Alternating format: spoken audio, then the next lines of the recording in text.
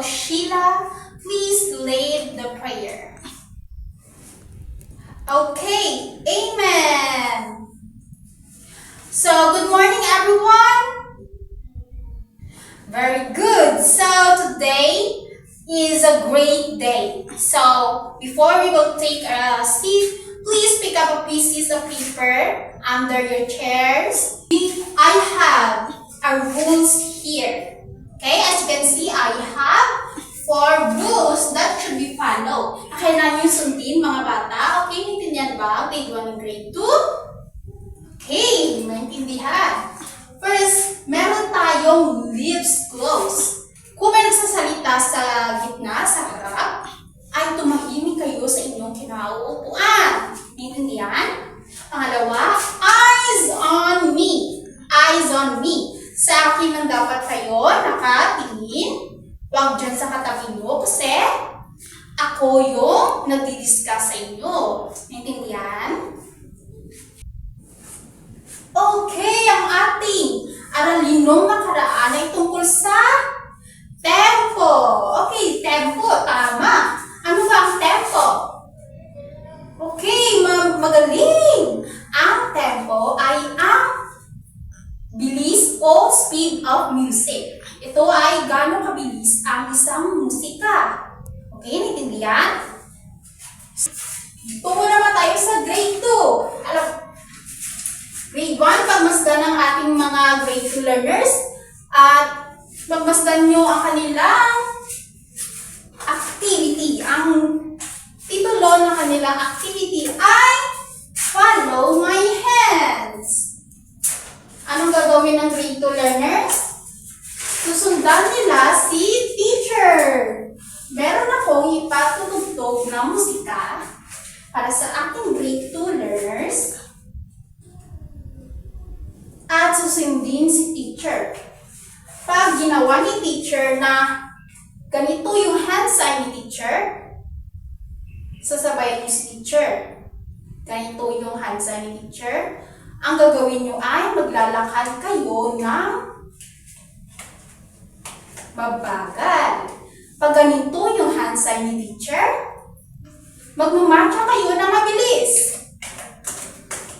Nakuha ba grade 2 learners? Okay, magaling kasi nakuha ng grade 2 learners. Ngayon, pagmatutog tayo. Sabay yung teacher at ang musika.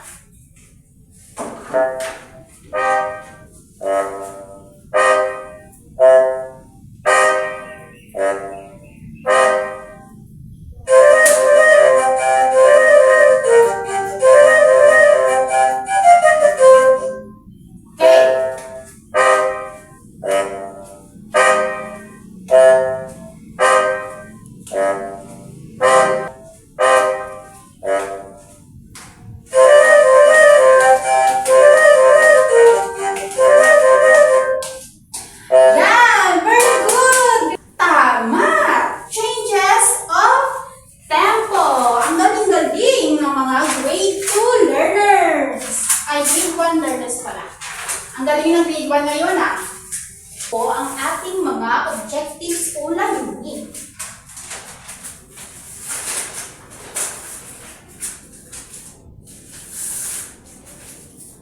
Grade 1, pakibasa ng ating aralin at the end of the lesson. Sabihin si teacher, at the end of the lesson, the learners should be able to define the changes of tempo.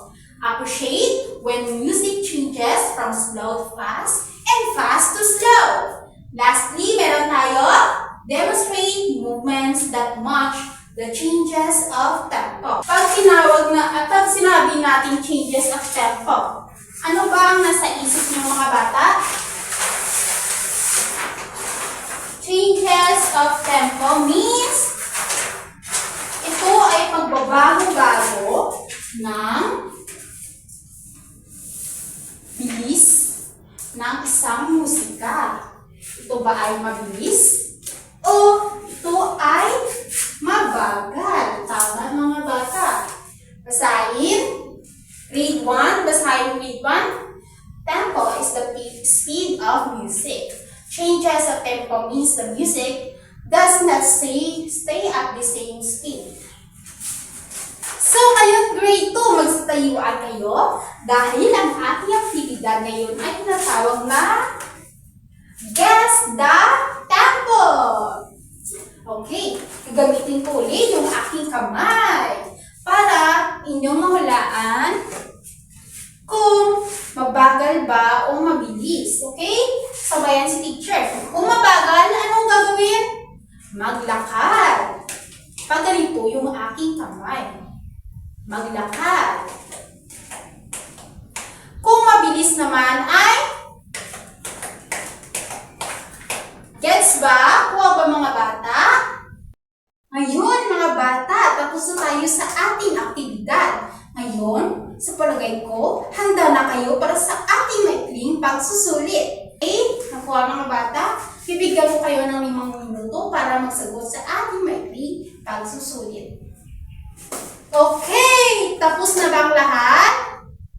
Mabuti. Okay, ngayon, nandito na ang papel at kumuha kayo ng inyong mga kwaderno para sa ating assignment na ipapasa bukas. Okay, magaling mga bata, tapos na ba? Okay. Magsitayuan kayo muna mga bata. Grade 1 at grade 2. Paalam mga bata. Okay, paalam at mag-ingat kayo sa inyong pag-uwi. Salamat!